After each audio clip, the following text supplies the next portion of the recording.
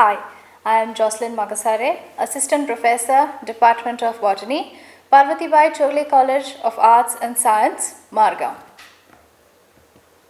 Program Bachelor of Science, Subject Botany, Semester 5, Paper Code BOC 106, Paper Title Cell Biology and Plant Biochemistry.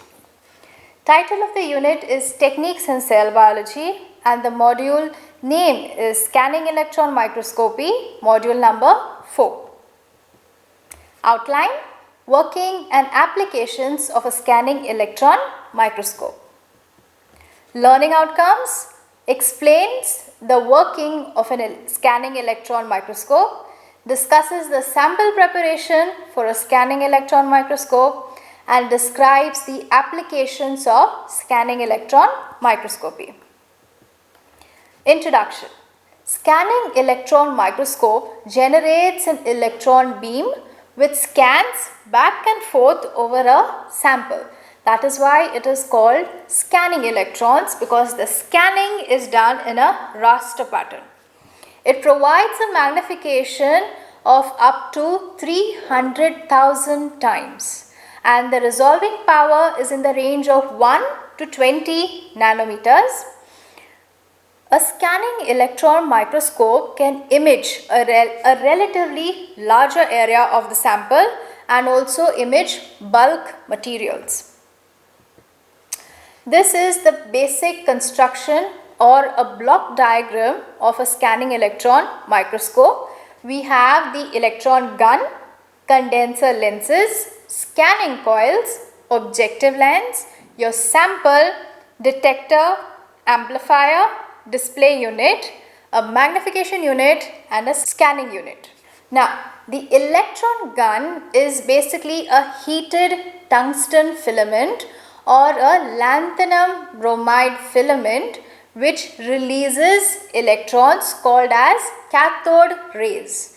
The voltage needed to release these electrons is in the range of 0.2 to 40 kilovolts. It is a pretty high voltage which is required. The anode accelerates and focuses the beam of electrons. Condenser lens, the beam is focused to a fine spot by the condenser lens and it is passed through deflecting scan coils which facilitate in scanning across the sample surface. The scanning coils are placed in between two lenses and which facilitate the scanning process in a raster format. Now the signals which are generated are the backscattered electrons, diffracted backscattered electrons, secondary electrons, X-ray photons. Now these four signals are responsible for the image formation in scanning electron microscopy. In the detector, the secondary electrons are detected by the detector which is connected to a photomultiplier tube. Now the secondary electrons strike a scintillator and emit light flashes. The photomultiplier tube converts these light flashes into electrical signals and amplifies the signal. Now the electrical signal is sent to a cathode ray tube or your monitor. The cathode ray tube produces the image of the specimen. Now these are the four types of signals generated by the electrons when they strike the sample surface: secondary electrons, backscattered electrons, diffracted backscattered electrons and X-ray photons. Let's go into detail about these signals. The secondary electrons are emitted by the object as the primary electrons lose energy due to inelastic collisions.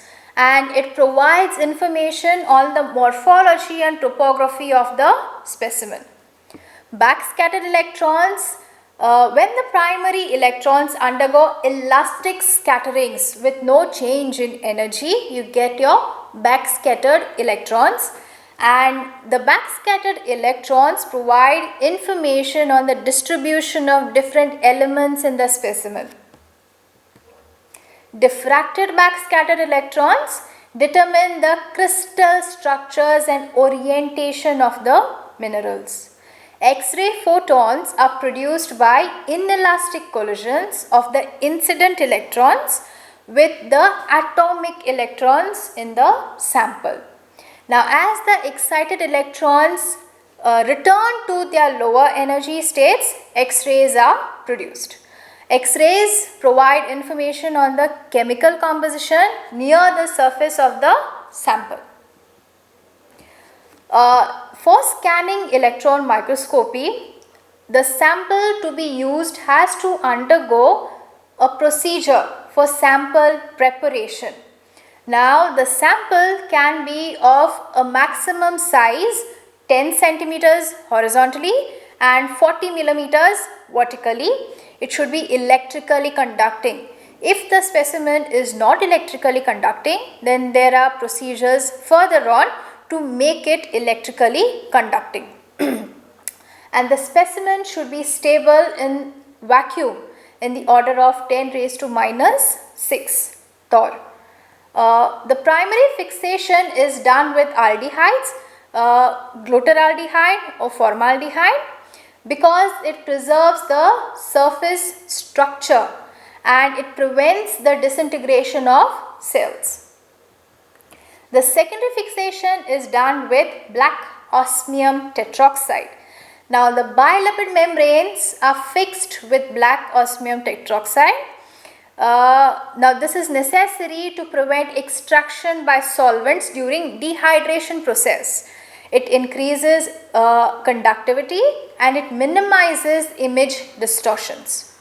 Now, dehydration is done with the sample immersed in ethanol or acetone and then in pressurized liquid CO2. We do not need any water molecules in the sample. So, that is why dehydration is carried out. Now, the drying process is called critical point drying, wherein liquid CO2 is used. Here, when the liquid CO2 is used, the temperature is raised a slight bit to the point that liquid CO2 gets converted to gaseous CO2. So, with the escape of the gaseous CO2, all the air and other molecules also get evaporated. Drying.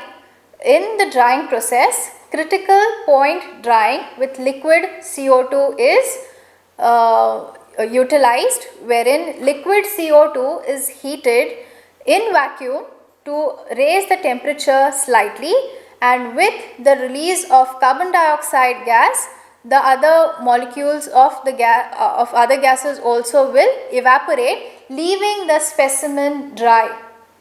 Mounting on a stub. The specimen is mounted on a metal stub using sticky carbon disc, which increases conductivity.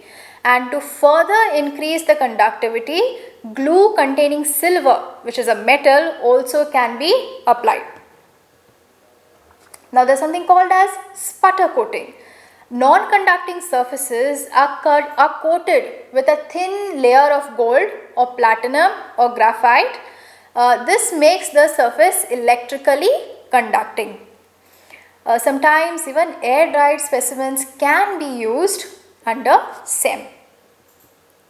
The applications of SEM, it provides information on topography and texture of the surface, morphology of the specimen, that is size, shape, arrangement of particles lying on the surface, and chemical composition of elements and compounds and their relative ratios.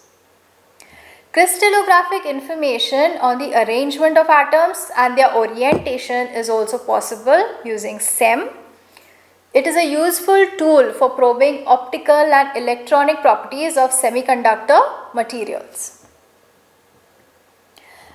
This is an image of pollen viewed under SEM.